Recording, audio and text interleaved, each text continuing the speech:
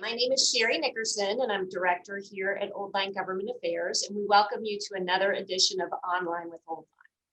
For this edition, we're excited to introduce Delegate Jason Buckel, representing District 1B in Allegany County. Welcome, Delegate Buckel, and thank you so much for taking the time to be with us today. Thank you. Happy to be here.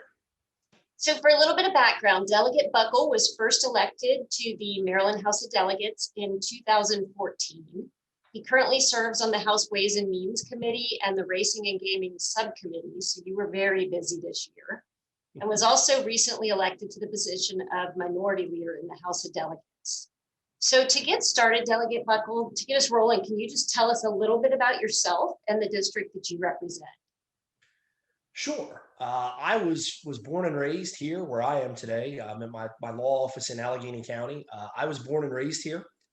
And I left Allegany County after high school, like many of our people do, frankly, saying, I'm probably never going to come back. I'm never going to come back. My family were lawyers. My mother was an attorney. My stepfather was an attorney. My uncle was the elected clerk of the circuit court here in Allegany County for nearly 30 years. And so I was really very familiar with the legal practice here in Allegany County. And I left, never thought I really would come back. And after a number of years, probably about 14, 15, 16 years of being away for college, law school, and practicing at some large law firms in the sort of the Maryland, DC, Virginia area, I decided to come back. And where I practice law here in Cumberland. And we also have offices in Hagerstown and Washington County. In our law firm, we have a multi-member law firm that was originally my stepfather's law firm many years ago that I've sort of taken over the years. And it's been a great experience. I raised my daughter, who's now older. She was sort of raised here through middle school, high school, and she just came back about a year and a half, 2 years ago with her master's degree from George Mason University, which is also my alma mater. That's where I went undergrad in Fairfax County. And she has come back to town, works for our school system as a school counselor. And I'm also I have a little 5-year-old boy that I love more than anything in the world that I'm raising here that'll start school in the fall. So it's been a good experience to come back to Allegany County in Western Maryland and, practice law. And I was in 2014, after some years of thinking about it, I served on the Republican Central Committee here for Allegany County for about 8 years after I came back to town. Some years of thinking about it and being persuaded to do it, I ran for the House of Delegates and was lucky enough to be elected in 2014. And really my goal in that was just to my main goal when I got elected, it's really still my main goal, was to try to make a difference for Allegany County. It's a very nice place. It's a good place to raise a family and live, but we've fallen behind a lot of the rest of the state. We've fallen behind. We're kind of a tri-state region, maybe quad state. We're extremely close to West Virginia. Literally, I could get up from here and take a camera along with me, and I could walk from here. You could see how close I am to West Virginia. It's about 3/4 of a mile from where we're sitting. Wow. We're very close to Pennsylvania. And we're fairly close to Virginia, Winchester, Virginia, that kind of northern neck of Virginia. And we've sort of fallen behind in Allegany County, our regional neighbors, and fallen behind the I-95 corridor counties in terms of population growth, economic development, opportunity. And that's why I wanted to run for office, and that's why I've kept at it over these years, is to try to help where I grew up. It's important to me. That's great. What demographically, what does your county look like? Or your district? Allegany County, Allegany County at one point in time was one of the 5 or 6 largest counties. I mean, I'm not talking the 1800s. I'm talking like the 1950s. It was one of the 5 or 6 largest counties in the state. But as population trends have changed, we've become not the super smallest counties, but we're one of probably the 8 or 9 smallest counties. I represent my district, sort of the I don't know if you would call it the urban core, but certainly the city/suburban core of the county is my district. I have part of the city of Cumberland, not all, but part of the city, which is about a 20,000 person city. So it's small, but it's not really a small town the way some people in the I-95 corridor think of it, that it's just a small town of a couple thousand people and we all know each other. Not necessarily. It's about 20,000 people just in the city limits. And then I represent also the city of Frostburg, which where Frostburg State University is about 10 miles, 8 miles to my west from where we're sitting today. That's got about 9 to 10,000 people that live there. And then I actually live in and represent sort of one of the major suburbs of Cumberland called LaVale. LaVale is about 8, 9,000 people. And that's where, frankly, that's where I grew up. And that's where I came back and moved to. So my district stretches, if anybody knows anything, when they're driving on I-68 going west, they come through Allegany County. My district stretches from where the Rocky Gap Casino Resort is, and sort of runs along the northern Pennsylvania state line, the Mason-Dixon line, until it comes into the city of Cumberland. And then I have a portion of the city of Cumberland, and then all of the city of Cumberland going west until you get out to Frostburg, and a little bit of it going south until you get down to where the large state prison complexes are. Okay. So we have 2 very large state prison complexes, the Western Correctional Institution and the North Branch Correctional Institution. And as soon as you get a mile or so south of those, heading toward the West Virginia line, the Potomac River, you switch over into Delegate Wendell Beitzel's district, then becomes that, and he goes sort of farther west, obviously into Garrett County. Sounds demographically like a pretty large land area, at least. See, well, mine is not too bad. So there are 3 sub-districts within Senate District 1. District 1A, Delegate Beitzel from the Garrett County, West Virginia line, state line, all the way to almost to the city of Frostburg, sort of surrounds it, and then all the way down to almost to where those prison facilities are. That's about an hour and 15, hour and 20-minute round trip driving distance. Delegate Mike McKay, who I split the city of Cumberland with, and then he goes eastward almost all the way to the city of Hagerstown. That's also about an hour and 15, hour and 20, hour and 30-minute driving distance. Mine, I can get pretty much everywhere in my district within 15 minutes. Oh, wow. That's nice. 15, 20 minutes. Rocky Gap to the eastern edge is a little bit farther away. There's not a lot of population there. It's mainly just a few very small towns and the resort itself, the state park and resort. But the meat and potatoes of my district, from Cumberland to Frostburg, Midland, Cresaptown, these small towns, it's all about a 15-minute radius. That's nice. Yeah, I've liked it. Yeah. Right. So you've been a member now of the General Assembly for about 7 years. Yes. What were your expectations when you went in, and how has your experience been different from that? I think my expectations were fairly met. Nothing has been something that just came completely out of left field. You always learn. It's a little bit different than what you think it would be. I kind of anticipated that maybe there would be more abilities or availabilities for legislative work. And in that, what I mean is everybody's perception of what a legislature is, to a certain extent, unless you live it, is based upon your perception of Congress. Right. So if you live in Annapolis, live that lifestyle, not just live there physically, but if you're involved with the General Assembly, I lived in Richmond, Virginia before I moved back. I practiced law there with a very large law firm. And so that's the state capital of Virginia. And we knew a lot of people involved with that. It's a much, much larger city than Annapolis. But, if you're from Charleston, West Virginia, if you live in the environment, you understand what the state legislature kind of is. Right. If you don't, you think that everything is like Congress, that you flip on the news at night, you're reading stories about them all the time. They're constantly engaged in legislative negotiations between the parties. And that's not exactly the way that the General Assembly works. A little bit. On some issues and in some ways it does. And I think with my new role that you mentioned as being minority leader, maybe I'm a little bit more involved in some of those things. But that's really the only expectation that was different. I think they create a perception for us when we started. We're going to be down there, on the floor of the House of Delegates every day. Like Mr. Smith goes to Washington. We're going to be in backroom deals about our bills every day. And the reality is, that, there are thousands of bills usually filed in Annapolis. Right. And many, many, many of them, probably at least half of them, really don't get a lot of work beyond the bill hearing itself. So you file the bill and you do your best to present the idea, and you have some people most of the time, at least large percentage of the time, that are advocates for the bill, and they testify, and occasionally you have a couple people against. It depends. And a lot of times that's about it. That's about it. We don't really have a broad-based discussion on lowering taxes, not in a public way. In Maryland, I file a lot of bills to reduce taxes on businesses, on middle class folks, sales taxes. Our taxes are out of whack compared to Pennsylvania and West Virginia that are a few miles away from where I live. We don't really have a lot of broad-based discussion. I have private discussions with some of the leaders of my committee that I'm friends with and I have a lot of respect for, but we don't really have a lot of, hey, we're having a full day today of House debate on our tax rates. So Right. that's different. It's different than what you anticipate when you get elected. You sort of have to learn to pick and choose the opportunities to avail yourself of those legislative tactics. Understood.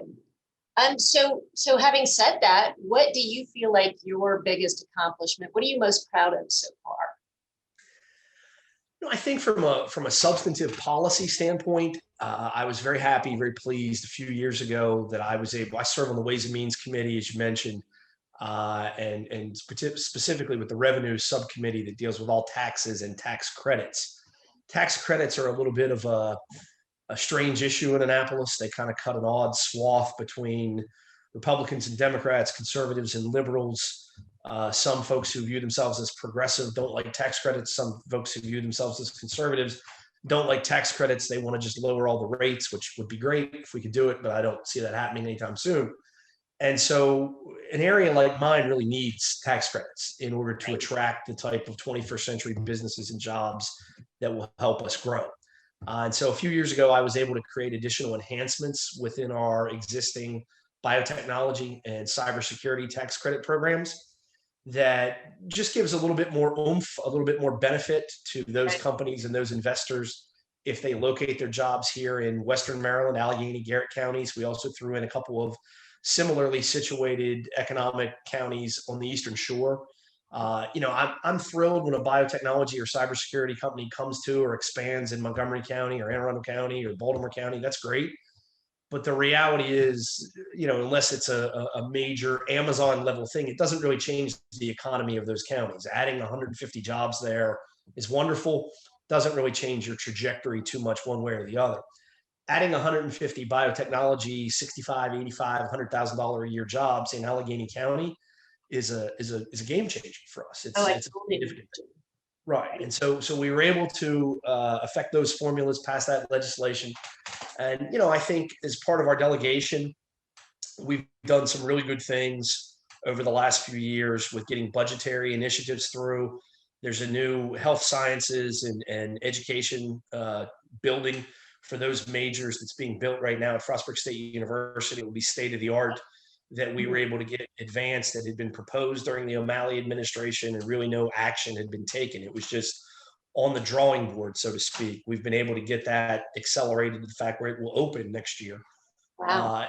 And other things, we've invested in some things in downtown Cumberland that have enabled us to bring in a really thriving brew pub, to do some additional commercial attractions in downtown Cumberland, which if you've never been to, or folks listening to this, it's a great place to come for a day or two.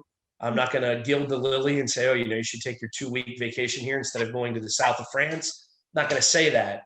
But, if you're looking for a 2-day trip with friends or family, and you want to hit Rocky Gap, you like golf, you like spas, you want to come to downtown Cumberland, downtown Frostburg, there's more to do here and more to see than what you may think. And so we've tried to be a part of that over the last few years. Sounds like you've really done a lot to expand the economy there. We've tried.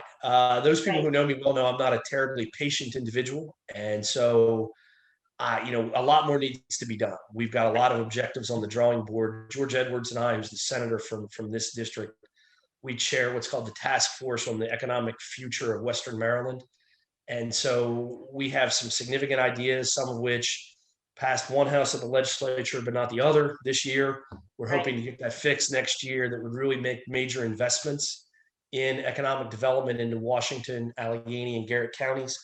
And so our population continues to stagnate or decline, and that's not acceptable from my perspective.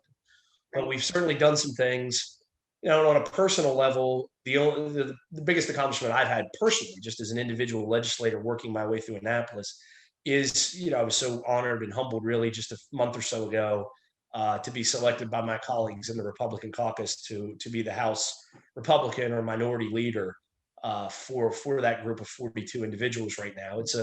It's a big responsibility. It's something that I'm looking forward to doing and very excited about. That's great, and congratulations on that. Thank you. That's a big position. So you kind of touched on what initiatives you still have coming up or you want to accomplish in the future. Do you have anything else that besides expanding the economy out there in Western Maryland? Anything else? Yeah.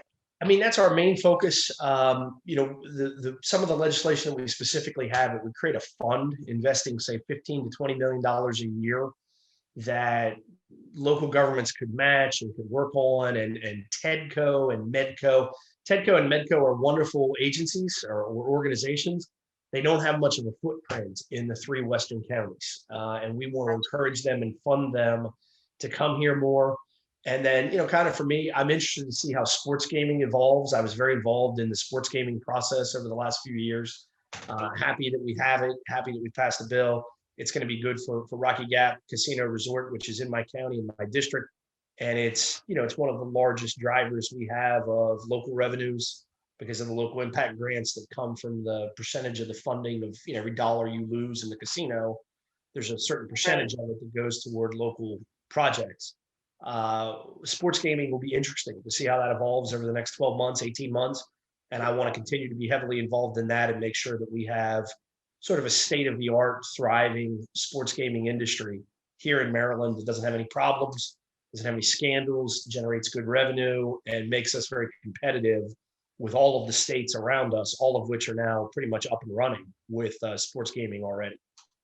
Right, and you guys did a spectacular job, I think, on that piece of legislation. Everybody working together, and I know that the end product creates a lot of opportunity for a lot of people. So it does. It was interesting. I kind of came to the process of the mindset of we should basically just give all the brick and mortar licenses and a fixed digital license to the existing casinos, to the existing tracks, and then maybe provide a few other identifiable opportunities for others to get into the business, MBEs and other entities. You have to compromise, and there are people on sort of the other side who wanted unlimited, wide open, anybody can get a sports gaming license, which I don't know would work. When you get to understand some of the intricacies of the industry and the margins and all of the regulatory requirements, it's not a mom and pop business. I mean, it's just very, very difficult for a mom and pop sports bar owner, even a very good sports bar owner, $1 million a year sports bar owner, to really open highly regulated statewide sports gaming and compete and make money. There's a better chance that person may very well lose money. And when you factor in the overall costs and regulatory expenses. But compromise is a good word. I think we came up with something at the end that is workable, feasible. There's going to be lots of opportunities. No one is going to be able to complain, hey, I didn't have a chance to get a license if I wanted one. Right. And so we'll see how it works out. So I'm excited by that. And, I'm also excited once Rocky Gap gets their operation up and going, I'll be able to go out, and I'm not much of a gambler. I don't like to lose, as the people who run Rocky Gap and other casinos know. If I come and I lose like $100, I'm not coming back, for weeks, couple months. But I do like the opportunity to at least go in and, put $25 on a game, for example, and enjoy it with your friends. And I think that'll be good for everybody. Fantastic. So to wrap things up, what is one unique thing or fun fact that you'd like to share with all of us? I've been thinking about that since the beginning of this when you told me, and I'm having a hard time placing it. I'll go back to sports a little bit. One thing that I take a lot of ribbing about, I guess, in the General Assembly, and it's not just me. There are a few of us, Senator Brian Feldman, Delegate Stephanie Smith, right off the top of my head, there are a few of us. But, serving in Annapolis, I'm a huge Pittsburgh Steelers fan. Oh, okay. Yeah. And so a lot of the Ravens people are just amazed by that and say, you're a Maryland delegate. You're a Maryland guy. How can you root for the Steelers? And of course, I say, you have to remember where I grew up and where I'm sitting. We're equidistant to Pittsburgh, Baltimore, and Washington, D.C. And up until the time I was probably a teenager in my 20s, I didn't really live here in my 20s, we still got television stations from all 3 jurisdictions. So if you wanted to watch ABC, some ABC television show, you got ABC from Washington, you got ABC from Baltimore, and you got ABC from Pittsburgh.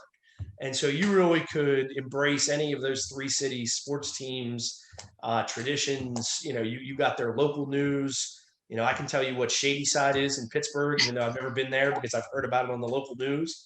And so that is one thing that a lot of Annapolis people like to give me a hard time about. But I'm never gonna go back on my Steelers. I'm in for life.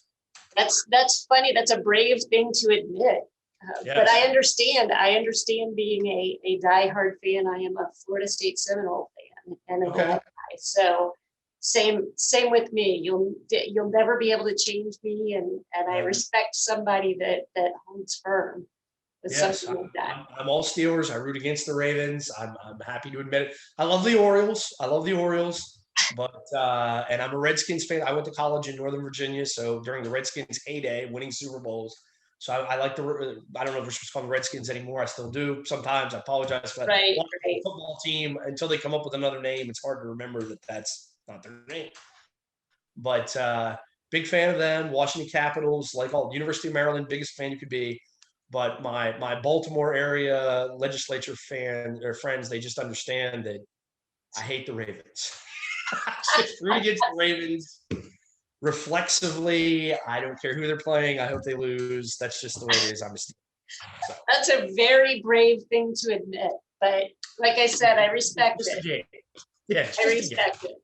Well, thank you so much, Delegate Buckel, for taking the time to spend with us today and answering all of our questions. And for more conversations with legislators and more online with Old Line, please visit oldlinelobbying.com.